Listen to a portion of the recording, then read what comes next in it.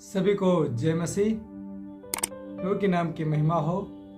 मैं मनोज कुमार आपके बीच में फिर से परमेश्वर का वचन जो आपके लिए, हमारे लिए और मेरे लिए भी है लेकर आया हूँ। आज के मनन का भाग व्यवस्था विवरण 28 अध्याय उसका 1 और 2 आयत को हम लोग पढ़ने जा रहे हैं। वचन इस प्रकार कहता है, यदि तू अपने परमेश्वर यहोवा की सब आज्ञाएं जो मैं आज तुझे सुनाता हूँ चौकसी से पूरी करने को चित्त लगाकर उसकी सुने तो वह तुझे पृथ्वी की सब जातियों में श्रेष्ठ करेगा।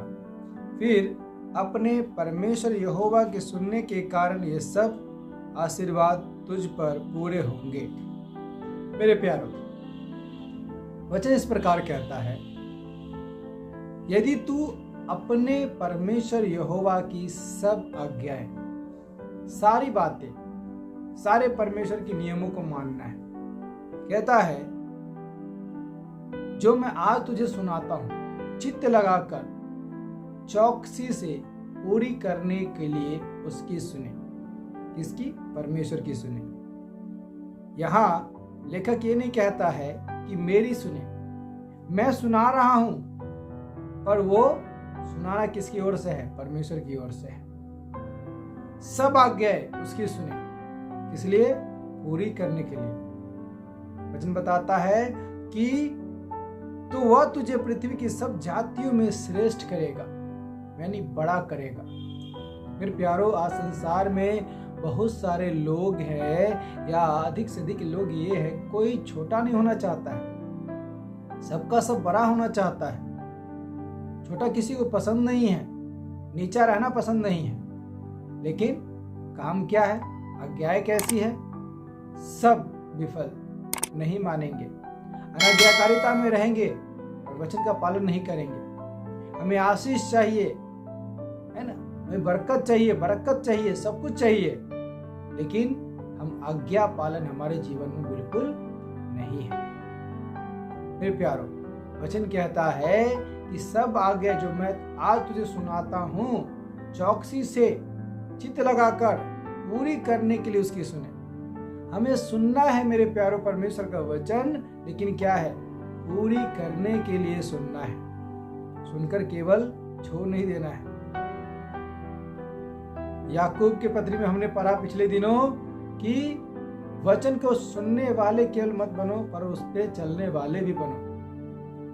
मेरे प्यारो, हमें समझना है कि वचन केवल सुनना ही नहीं है, वरन उसका पालन भी करना है। और इसमें आगे कहता है 28 के 2 में, फिर अपने परमेश्वर यहोवा की सुनने के कारण ये सब आशीर्वाद तुझ पर पूरे होंगे। मेरे प्यारो, हम आशीर्वाद चाहते हैं, बड़े बुजुर्गों का, बड़े का। हमारे माता पिता अक्सर हमें सिखाया करते हैं कि पैर को छुओ और आशीर्वाद प्राप्त करो। वो उनको दीर्घायु का आशीर्वाद देते हैं और कहते हैं जुग जुग जियो।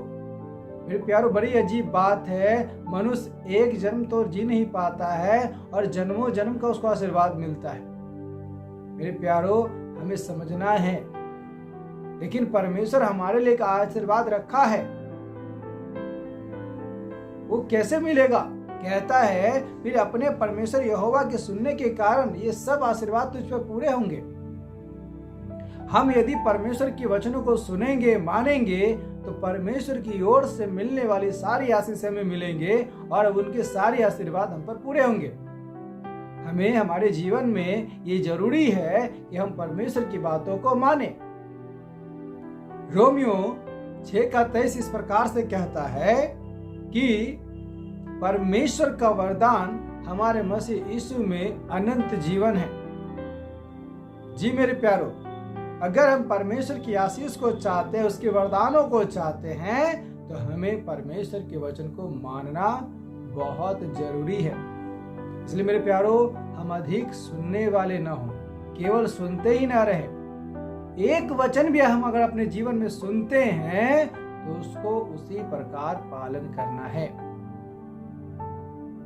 यीशु मसीह का प्रथम प्रचार ये कहता है, जैसे आप प्रभु के दास दीपक पास्टर से सुन रहे हैं, मन फिराओ। यीशु का प्रथम प्रचार यही था कि मन फिराओ, क्योंकि स्वर्ग का राज निकट है। हमें वचन मानने के लिए मन फिराना बहुत जरूरी है।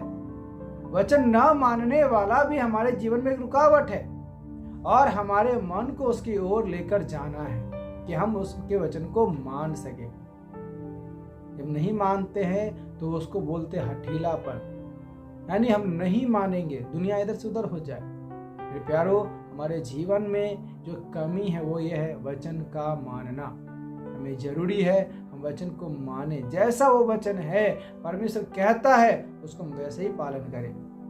मेरे प्यारो, परमेश्वर का वचन 2 बातें कहता है कि परमेश्वर के वचन को मानेंगे, सुनेंगे तो हमें वो पृथ्वी के सब जातियों में श्रेष्ठ करेगा। और हमारे परमेश्वर के वचन को सुनने के कारण, मानने के कारण वो हमें उनकी परमेश्वर की सारी आशीषें हम पर पूरी होंगी। मैं आशा करता हूँ ये वचन आपके जीवन के लिए अति लाभदायक हो। आप उसके वचन को माने और उसके वचन के अनुसार चले।